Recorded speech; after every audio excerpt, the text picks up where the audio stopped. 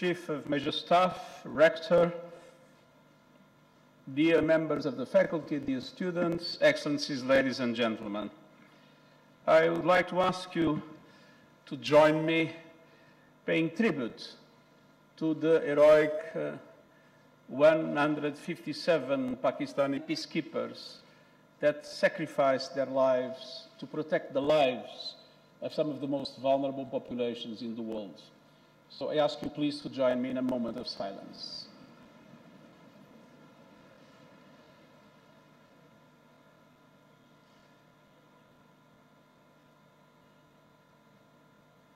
Thank you.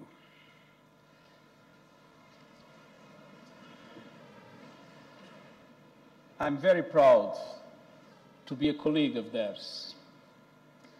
And it's a great pleasure and an honor for me to be here in the Center for International Peace and Stability, one of the most important institutions in the world that support peacekeeping activities in an extremely competent and professional way. We all know that peace does not happen by chance. It is the result of difficult decisions based on solid evidence and facts. The Center for International Peace and Stability and institutions like it are improving our knowledge and understanding of threats to peace and sources of instability. You are doing important work in the service of peace. I myself graduated in engineering, and when I see the facilities and opportunities available to today's students, I sometimes wish I could go back to college. I know the students of the National University of Sciences and Technology are making the most of your education by aligning your academic studies with the broader goals of sustainable and inclusive development, equal opportunities, environmental protection, and social progress. And science and technology are an excellent starting point for changing the world, and I wish you all the best in your efforts. Excellencies, dear students, Pakistan is one of our most consistent and reliable contributors to peace efforts around the world. Since the first Pakistani deployment to the Congo, as it was referred, in 1960, Pakistan has contributed more than 150,000 personnel to 41 peacekeeping missions in 23 countries. And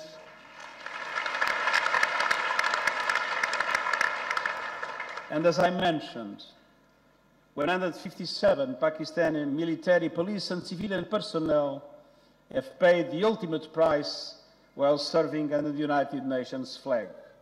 We will never forget their sacrifice. Today, Pakistan is the sixth largest contributor of troops and police, with more than 4,400 uniformed personnel serving in 9 United Nations peace operations, including in some of our most dangerous missions, like it is the case of Central African Republic and Mali. And Pakistani officers are also playing an important part as force commanders and chiefs of staff, and Pakistan contributes critical equipment, including an helicopter unit in Mali. I've seen for myself the professionalism, the commitment of Pakistani military, police and civilian personnel in our missions, and I thank you for your important contribution to creating a safer and more peaceful world. United Nations peacekeeping is a beacon of hope for millions of people affected by conflict and instability. Since 1948, over 70 UN peacekeeping missions have supported countries to make the transition to peace, fostering an environment of stability and development. But as the nature of conflict changes, UN peacekeeping faces new challenges.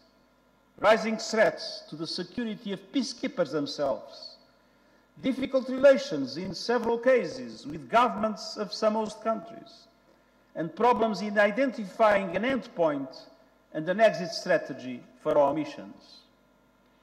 The growth of well-armed, non-state armed groups, some of which operate across borders with shifting alliances and no clear political goals, it made it more difficult to negotiate an end to the conflict.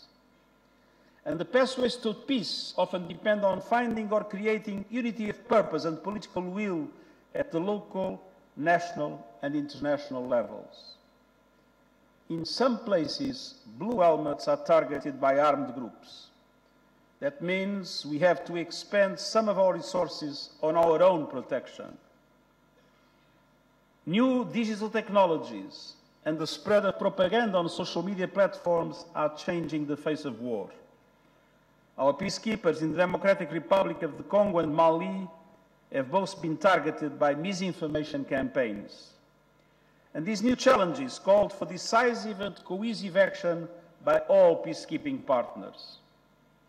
Excellencies and dear students, this is the background to the Action for Peacekeeping initiative that was launched in March 2018 to revitalize the essential partnership between the United Nations, troop and police contributor countries, host governments, regional organizations, and all who have a stake in peacekeeping. Pakistan was the first country to endorse the Declaration of Shared Commitments on A4P. And I thank the government of Pakistan for stepping forward to champion safety and security, performance and accountability.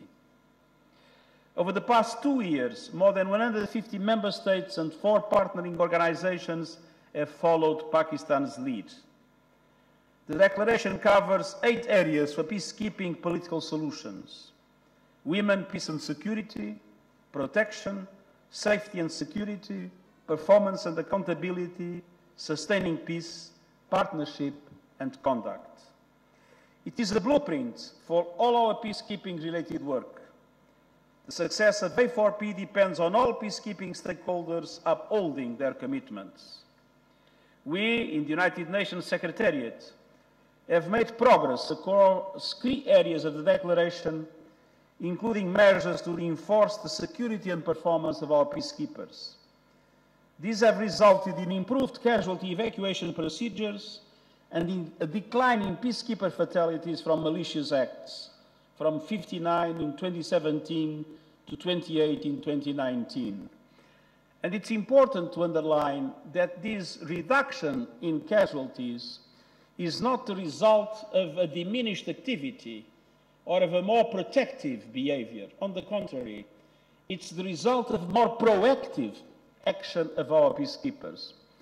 It is the fact that they are being much more proactive and, based on that, more able to intimidate those that would eventually attack them, that it was possible to meaningfully reduce the number of casualties in our peacekeeping operations and at the same time increment the capacity for the protection of civilians by the peacekeepers themselves. In Central African Republic, where more than 1,000 Pakistani troops serve, an enhanced partnership with the African Union contributed to a peace agreement between the government and armed groups, which is now being implemented. Levels of violence and civilian casualties have fallen. With the deployment of the first ever Pakistani female engagement team to South Kivu in the Democratic Republic of the Congo, Pakistan is a leader in championing women peacekeepers and an example for other troop contributors.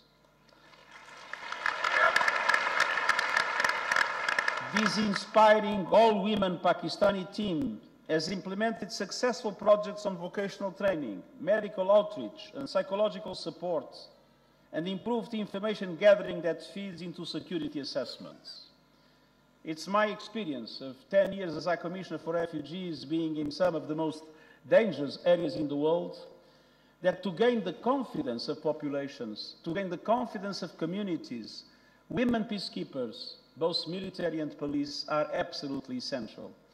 And they can do things that us, men, are not able to do, gaining that confidence and creating conditions for a much more effective action of our peacekeeping units. Forward, we see several areas for progress within the A4P framework. First, supporting missions in the most challenging environments to deal with greater security risks than ever. Second, we are building greater capacity to improve the protection of civilians through training partnerships and provision of better equipment. Third, we will enhance our analytical and intelligence capacities by strengthening direct engagement with the host governments, communities and local people. Fourth, we will strengthen implementation of human rights due diligence policy, including through review mechanisms. And we will continue to work with troop and police contributing countries to increase the number of women in uniform, to fill equipment gaps, and to set standards for environmental sustainability and accountability. And we will build our efforts to hold accountable the small minority of peacekeepers who commit unlawful acts, including sexual exploitation and abuse. And I remember the first meeting I had with the ambassadors of troop contributing countries. I see the distinguished ambassador of Pakistan was in that lunch when I started my functions. And it is true that 3 years ago, there was a permanent campaign about peacekeepers that was negative, and the questions of sexual exploitation and abuse were very much in the limelight of international media. And I'm very proud of the fact that with the cooperation of all of us, it was possible to completely change that perception. And today, when we read the media about peacekeeping, it's a totally different and a much more positive image that we are able to collect. And I'm extremely grateful to all countries that assumed leadership in order to have better training and better accountability of their forces. And this has contributed enormously to strengthen the image of peacekeeping around the world. And Pakistan has been absolutely exemplar in that regard.